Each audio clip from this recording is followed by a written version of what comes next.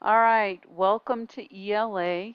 It's Wednesday, November the 3rd. We're doing an asynchronous session. That's why you're listening to this recording. And today's topic is how illustrations help readers understand a text. Let's look at our standards.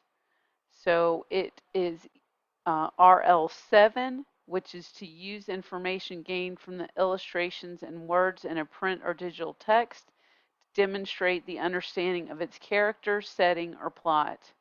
And your learning target is to tell how illustrations and words give meaning to characters, setting, and plot. So vocabulary to know. Characters are people, animals, or imaginary creatures that take part in the action of the story. The setting is a time and place of the action of the story, and the plot is a sequence of events in a story built around a conflict. So to activate our learning, we are going to watch this video. So let me switch over. And we are going to go back.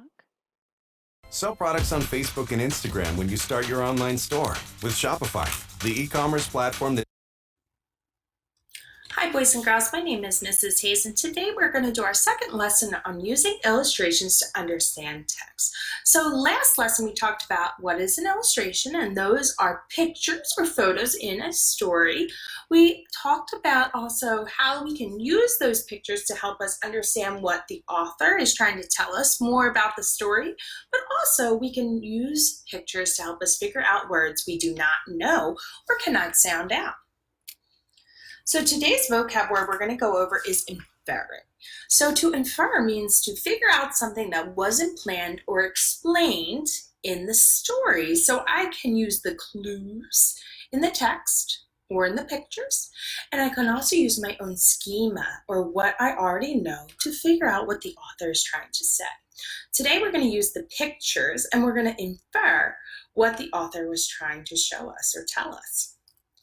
So let's take a look at the suitcase. Where do you think this person is going? Now, we don't know where they're going. It doesn't tell us, but we can infer and try and figure out where they're going. So I see a swimsuit, a hat, sunscreen, a beach ball, and some sandals. Where do you think they're going? So maybe you said the pool or swim club. That would be correct. I see some swim trunks. You need all these things to have a great day at the pool. Maybe you thought they were going to the beach. That could be correct too. You need all these things to go to the beach too. Oh my, now this is a kind of a silly picture. What do you think will happen next? Now, what season do you think it is? Ooh, so we're thinking about the setting. Maybe the author didn't tell us the setting. How are they feeling? What are the characters feeling? So let's start with the season. Now, it's probably summer because they're doing a summer activity, but maybe they travel to a warm place and it's actually winter where they live. What will happen next? Oh, now there's a few things that could happen next. Now, and I like to make a prediction now. It doesn't have to be correct, and that's okay. I'm going to say that they just plop right back down in the water and everything is okay. Oh my, but how are they feeling? As you can tell by their faces, maybe they're really, really excited. Maybe they're afraid they're going to fall out of the boat. So a couple answers could be correct. Here's another reading strategy that I like to use in small reading group, and you may have too. So it is called taking a picture walk. When you take a picture walk, you do not read any of the words. You just look at the pictures and you think about the story and think about what could happen. Now, I already read this story, so I already kind of know, but I'm going to pretend I didn't. So I looked at the cover. Now, these aren't all the pictures. I just took a few pictures. So here's the cover. I see there's two dogs. One looks black with white spots and one looks white with black spots. Now, I could think they're the same dog. Maybe this one's dirty because of the title. Maybe this one's clean. Maybe they're two different dogs.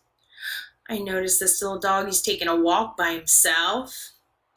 I noticed that the family over here seems quite annoyed at this dog playing tricks.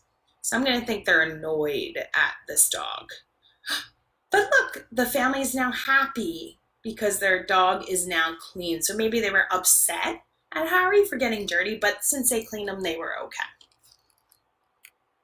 The last thing we want to do today is an activity that you're going to also do. Now, I have to change my screen a little bit so I can move these. So I'm going to click out. Now, this is called picture comprehension, this activity.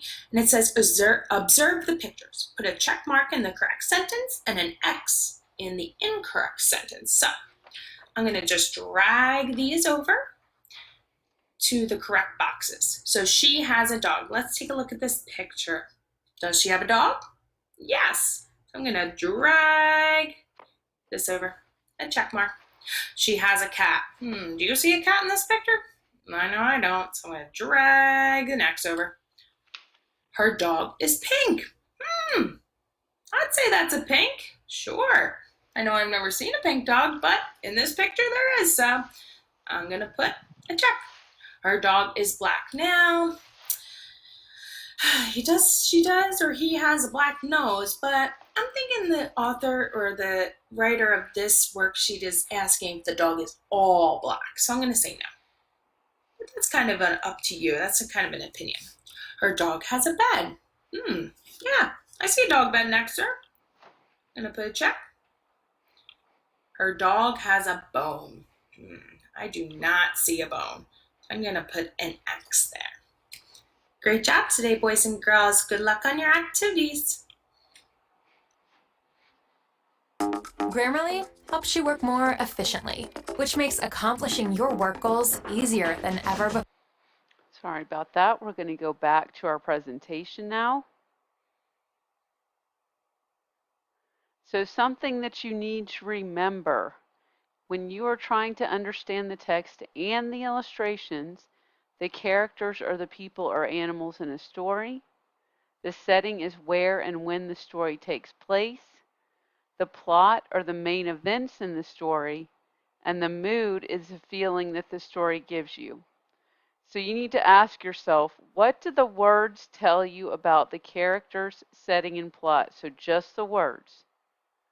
Then ask yourself, what mood do the words create?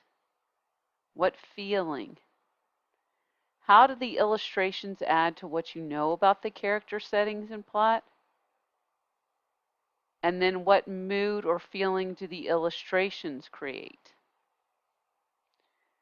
So the next thing we're going to look at is a reading of the story, The Empty Pot. And I'm going to attach to your assignment, as well as it's probably in the Canvas module for Wednesday, this graphic organizer you need to fill out about the book. So we're not reading any book of our choice, we're reading The Empty Pot.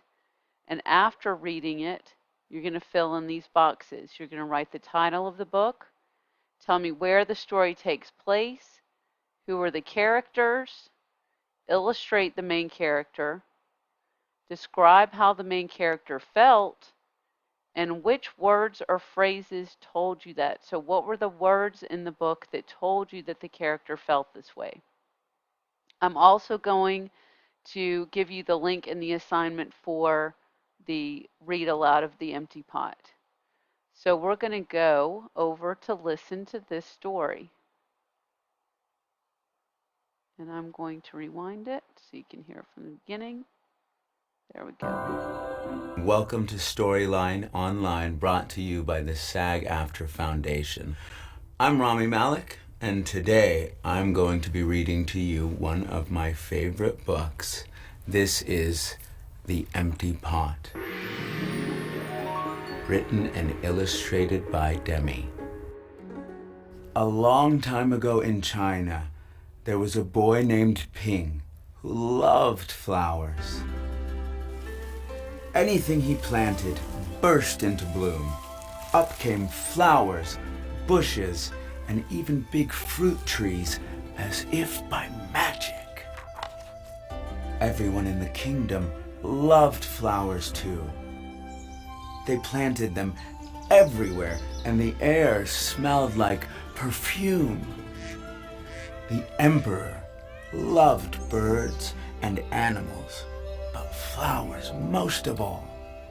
And he tended his own garden every day. But the emperor was very old. He needed to choose a successor to the throne. Who would his successor be? And how would the emperor choose?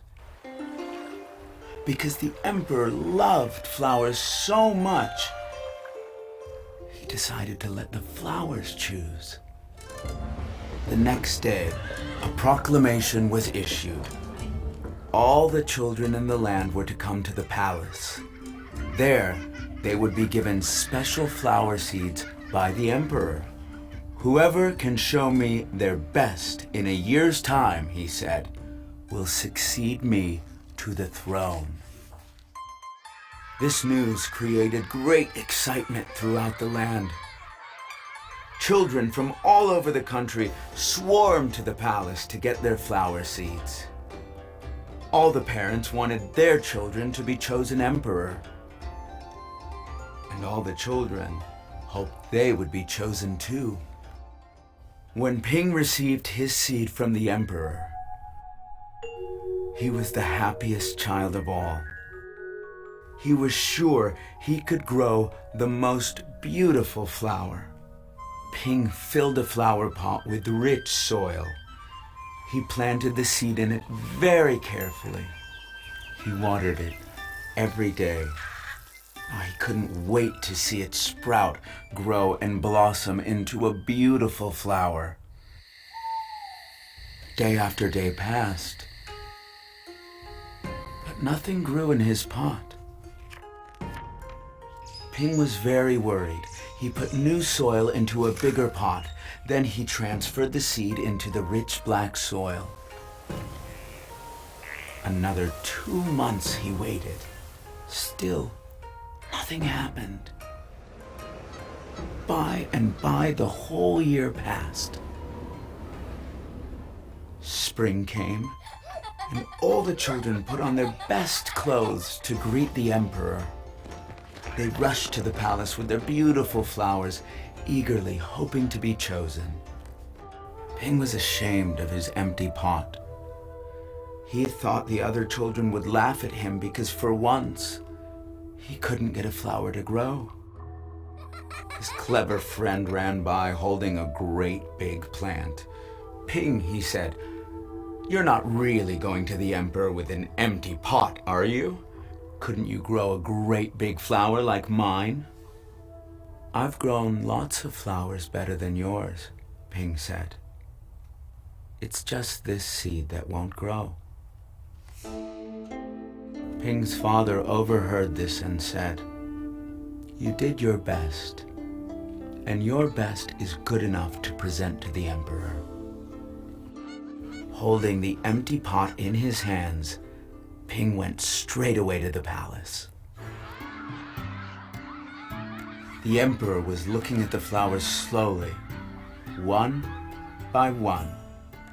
How beautiful all the flowers were. But the emperor was frowning and did not say a word. Finally, he came to Ping. Ping hung his head in shame, expecting to be punished. The emperor asked him, "Why did you bring an empty pot?" Ping started to cry and replied, "I planted the seed you gave me and I watered it every day, but it didn't sprout. I put it in a better pot with better soil, but still it didn't sprout. I tended it all year long, but nothing grew. So today, I had to bring an empty pot without a flower. It was the best I could do." When the emperor heard these words, a smile slowly spread over his face, and he put his arm around Ping. Then he exclaimed to one and all, "I have found him. I have found the one person worthy of being emperor. Where you got your seeds from, I do not know. For the seeds I gave you had all been cooked, so it was impossible for any of them to grow. I admire Ping's great courage to appear before me with the empty truth. And now, I reward him with my entire kingdom and make him emperor of all the land.